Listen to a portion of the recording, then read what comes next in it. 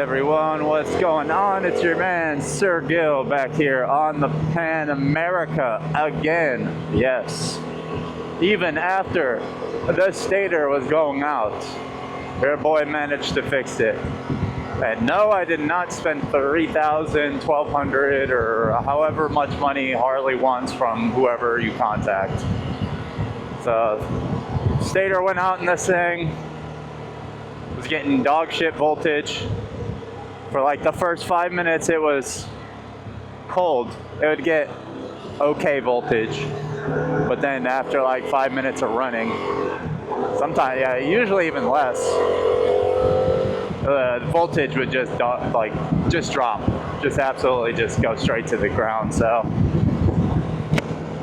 we assumed it was probably the insulation that was breaking down, making the resistance of the copper go up and yada yada yada. So I decided I was going to order 1 pound, 100 feet of this Enamel Tech 426 degree temperature resistant double enamel 15 gauge copper wire, and I said I'm gonna rewind this thing myself. If they don't want to sell me a direct replacement part and their fix is, oh, you got to pay $3,000, and if you do that, your warranty is valid because you used upgraded parts, and upgraded parts aren't covered under the warranty. Well, fine. I'll rebuild the current part. And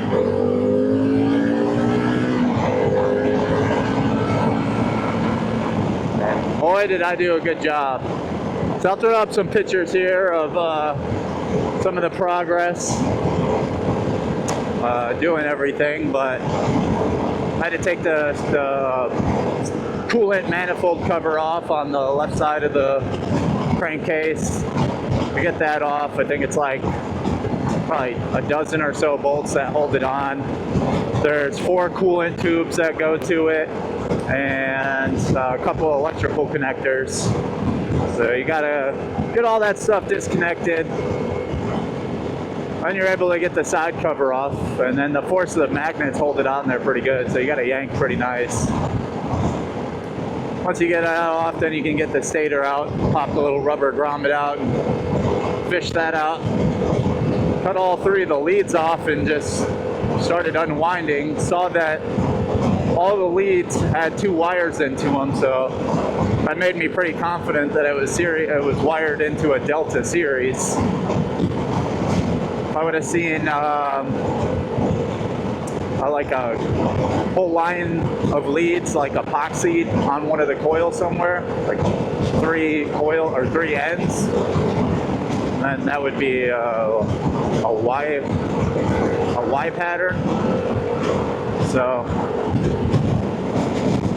ordered the copper, ordered some red varnish spray. That's the only stuff I could really find that was going to be like quick, that I could go pick up pretty much the same day. But it's been working absolutely fine. I've taken it on 1 off-road trip since I've replaced it. I also replaced the regulator rectifier because I felt like my voltage was still kind of just acting a little hooey. But I did test the stator before I replaced this, rewrapped the stator. The stator was testing bad. Across 2 of the phases, I was getting 15 volts, and across 1 of them, I was getting like 6.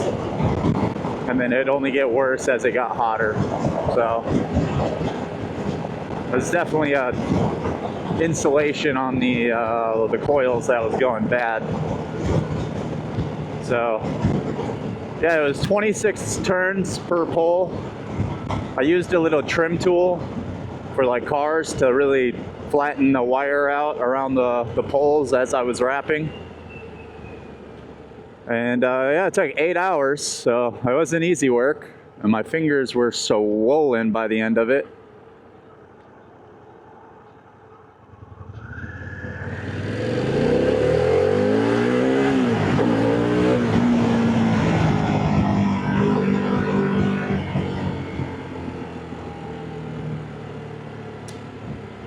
So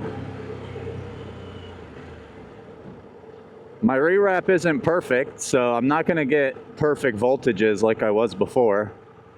Like right now I'm getting 14.1, which is good. You know, drops down to 13 a little bit there, 13.4. But it's not doing the hugga chugga chugga lug when I come to the lights like it was before. Before you could ride it for like 5 minutes, you'd come to a stop, and then it just start running like complete dog ass, like it was trying to die on itself, and the voltage would drop down to 11.9, and you're like, all right, yeah, something's not working. So bad stator usually does cause a bad rectifier, and vice versa. So anytime I have a client that is trying to replace one, I tell them to buy both, because I'm not going to replace one item and charge you for work that's not going to work, you know, that's not going to fix the bike. So just order both, nip the problem in the butt.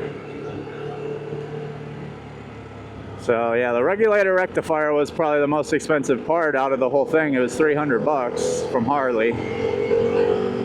And yeah, you can get one cheaper on eBay, but I'm impatient as fuck, so I was not waiting. I called all my dealers and one had one, so I was like, all right, I will be there to pick that up. And so yeah, ever since I replaced those, rewound the stator and replaced the regulator rectifier, I've been chomping on down the road, no problemos.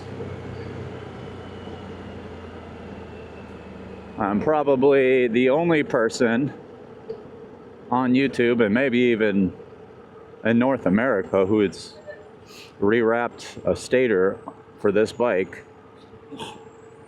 No, where's Rick's Motorsports? He's probably done it, because he sells it, but it was like a 4 to 6 week lead time on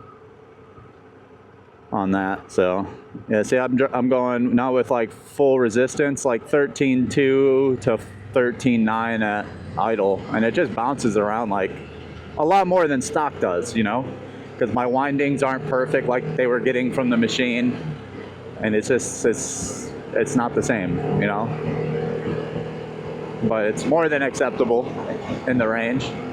Even when I have the fans going, the high beams on, hazards on, heated grips on, it drops down. The voltage does drop down, but it doesn't go to the chugga chugga chugga lug stage, and it doesn't drop down to anything super scary. It's just like 12.4, 12.5 is what it will drop down to.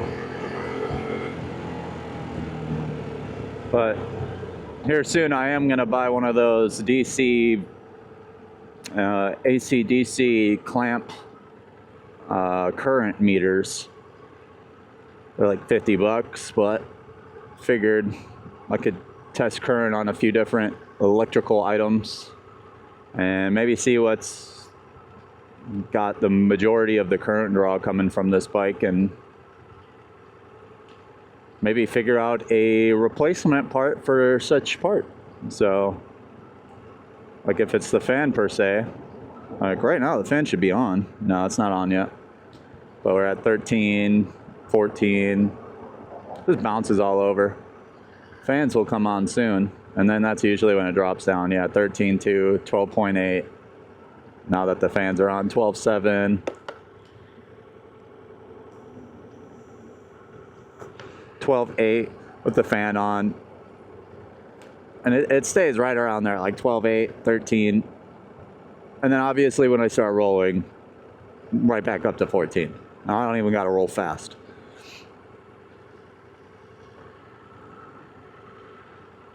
So definitely a successful stator rebuild. Never did it before. My dad did do it for a living way back in the day, so I did have some of his help over the phone. He lives 2,000 miles away, so I didn't have his direct help, but he's able to at least kind of guide me through what I needed to do.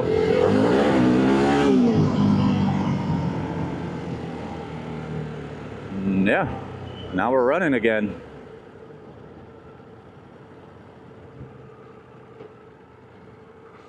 And it's like, yeah, I don't even got to be going fast. Like, just chug a lug speed and I'm getting 14 volts again. Like under 2K, and I still get 14. I just got to spin mine up a little bit faster to get my output similar to what Harley's was, you know. So if you really think about it, I'm only like, let's see here. Let's give it like 100 RPM. I can't really fine tune. There we go. Yeah, I'm like 100 RPM off of stock. So, more than acceptable. Look at that. 13, 12.8, 12.9. Like, it just kind of bounces, but stays in the same place. And that's with the fan on. If I do brights, heated grips, hazards, 13.2, or sorry, 12.2, 12.3, 12.2. So that's where it starts to get like, if I'm running everything, but then like I said, once again, if I just give it a little throttle, now I'm getting 13.7, 13.8. So it's like, it's enough power. It's just barely enough power though. But for a first time go around, that's a pretty good job. And then yeah, if I turn everything off, it's gonna jump back up. 12.5, 12.6. So yeah, if you guys enjoy this kind of content, don't forget to like, comment, and subscribe, and I'll catch you all in the next one.